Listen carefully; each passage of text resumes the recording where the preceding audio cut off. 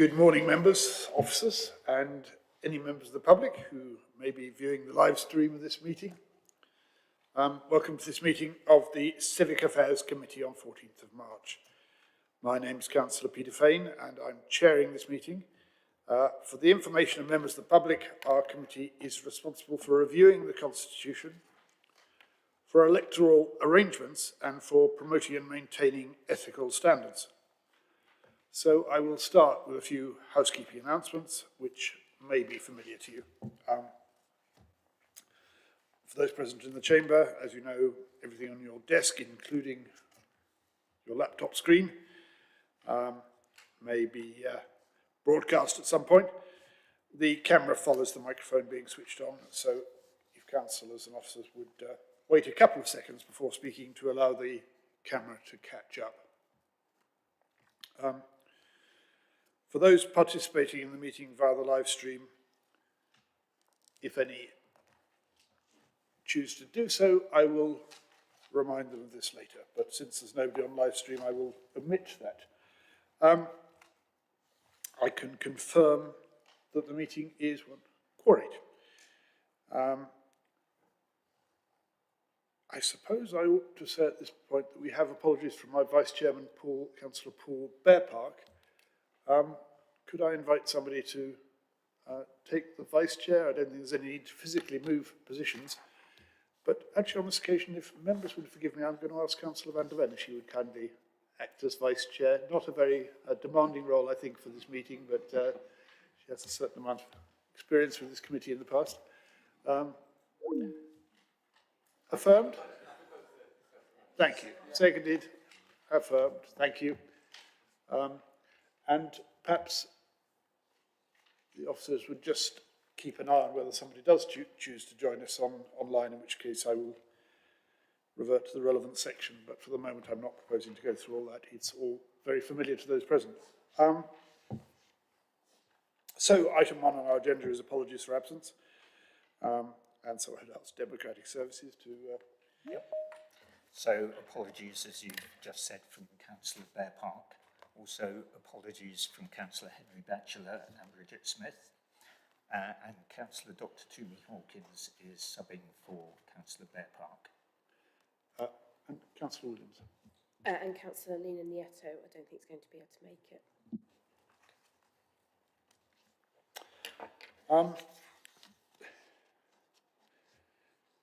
Yes, item 2. Do any members have interest to declare in relation to any item of business on the agenda? Hard to see how you could, to be frank, but now we come to item 3, minutes. And before I take approval of these minutes, I'm going to unusually ask the our monitoring officer to update us on a couple of things in the minutes, and I will also do so, assuming we approve the minutes. So, does anyone wish to vote against the approval of the minutes? Can I take Councillor Hawkins? Thank you, Chair. Since I wasn't here, I think I'll abstain from this vote. Thank you. Councillor Heather Williams.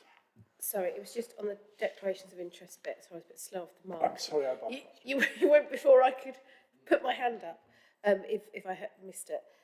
Just that in relation to item 5, obviously we don't know who they are, but I'm sure all of us know the member that is the SEDC. We possibly all know Falmere, and I might know someone at Bassingbourne. So just to cover those grounds, Chair. I'm going to take it as read that without knowing the names of those involved, since a number of them are councillors, they may possibly be known to all of us. I think that's a reasonable assumption, but that no further declaration is necessary in that case, and I don't see the monitoring officer arguing with that. Good, thank you.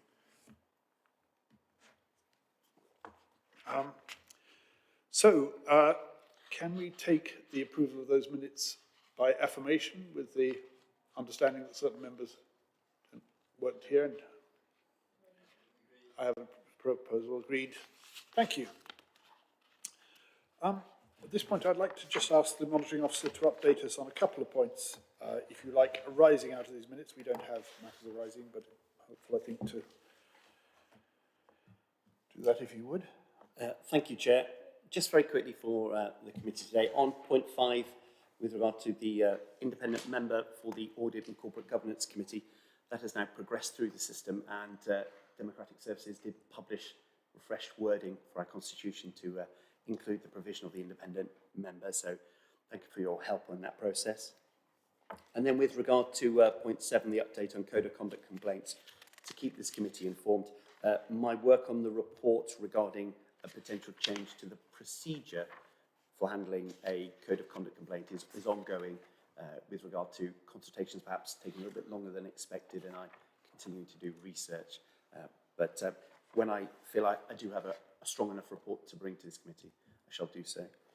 And the final paragraph of the report, I can confirm that I've got a number of dates now fixed in the diary for me to attend with Capalc.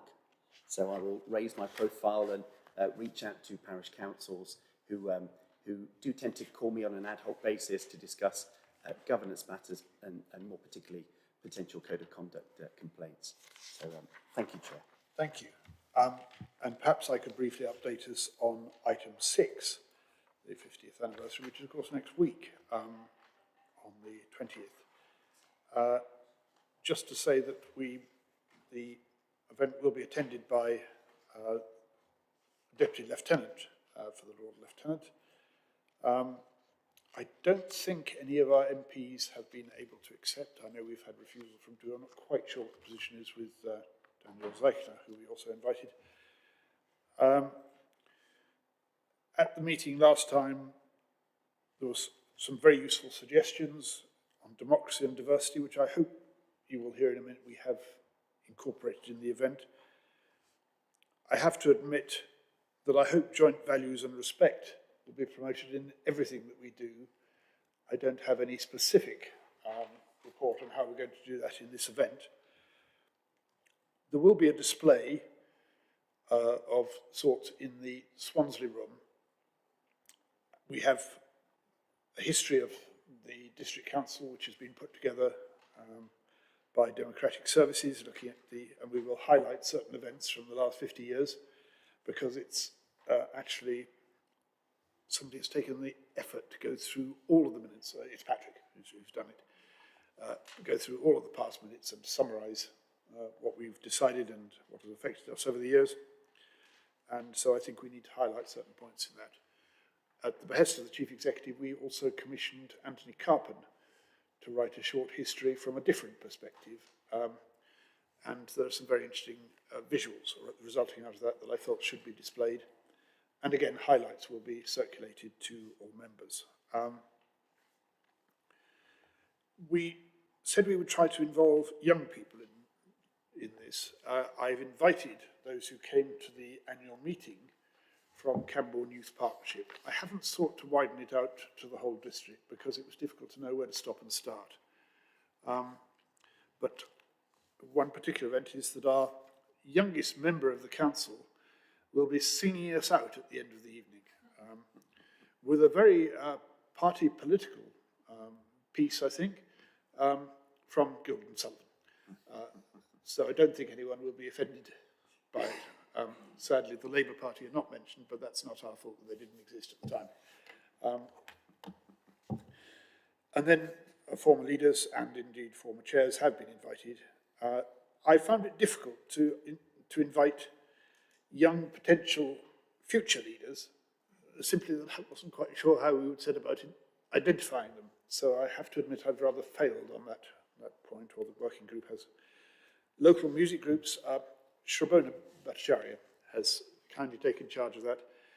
I can't tell you quite what form it will take at this moment, and it will be followed, as I said, by Ariel Khan, singing from Gilden Sullivan. We have sought to invite certain groups who've received funding from the council in the past in relation to sporting events, and I, again, need to update you. The reason I wanted to update you was particularly because we agreed that we would refer this to this committee, but also because I'm going to ask all members of this committee to act as sort of informal hosts as well. So I will circulate to you, or ask Democratic Service to circulate to you those who've accepted to come. There's, I believe, 120 now. Peter Sanford, as Vice Chair, will be hosting the Deputy Lieutenant. Before the event, we will be planting a tree to commemorate this, and the Deputy Lieutenant will do that together with one of our apprentices. Again, at this stage, I can't tell you which the apprentice is, but Chief Executive was very keen that we should involve the younger generation within the council on that. I think that's all I can usefully tell you, except to say I will be circulating a little bit more information to members of this committee as individuals.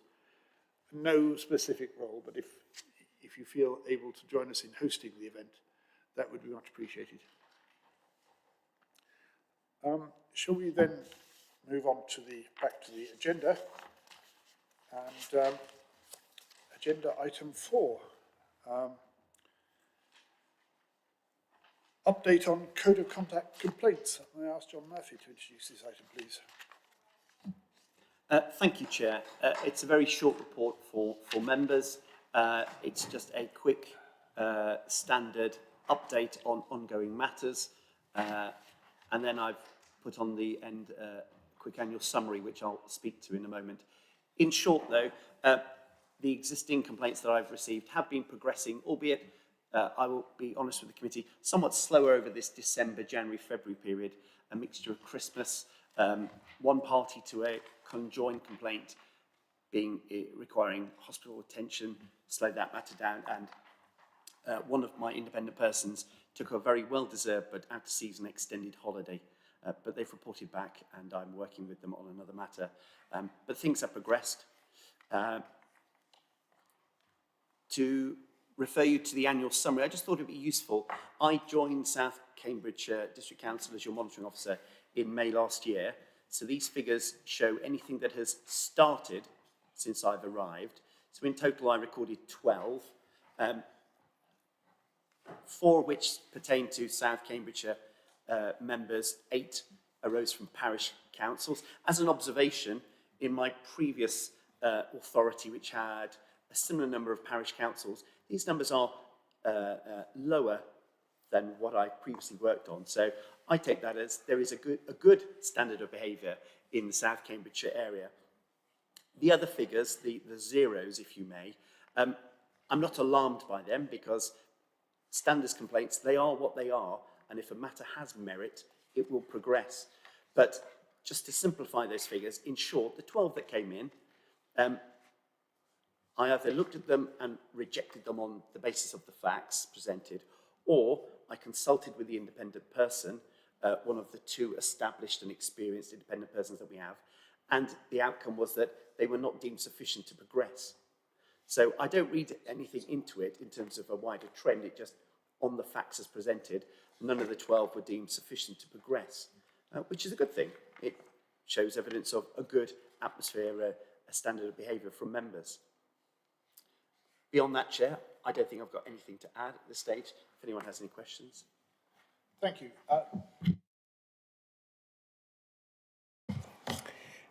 Thank you, Chair, and thank you, Mr. Murphy, for your report. In the past, one of the, I guess, feedback that I've had from people who've raised complaint is that we just let it slide, and the council doesn't actually do a lot about complaints and they feel that they've been hard done by.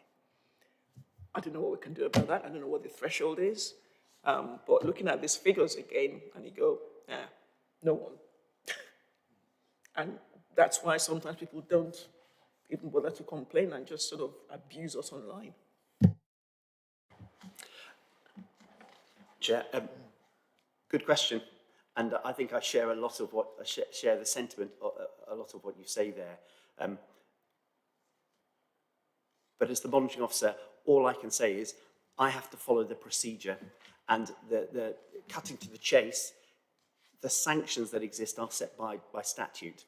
So I can only deal with complaints as the procedure is set out, and even those that have merit, the sanctions are something which I can't invent or make up, or I can't extend to bring proportionality or severity to them. All I can say is I do get a lot of people contact me. This week I've had a clerk from a parish council, no names of course, ring me to explain that they are very unhappy with the conduct of a councillor that they work with. And I have given them good counsel. I have explained and I have talked to them, and I've tried to explain that the pros and cons and the risk to them and potential outcomes. So I've tried to make them fully informed, and I've finished the conversation by emphasising that they've got my details, we've spoken, I am here, talk to me. So I tried to be as available and encouraging and as informative as I can to anyone who wishes to make complaints. But ultimately, people take a view. All I can say is if I receive them, I progress them according to procedure. Thank you.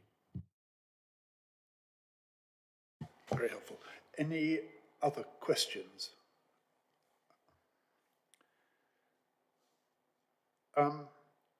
I think then that brings us to the end of this meeting, and in closing it, I'd just like to remind us that the next meeting will be on 9th of July, also at 10 o'clock. So with that, I close this meeting at 10:20 a.m. Thank you, by the way, for coming in all this way.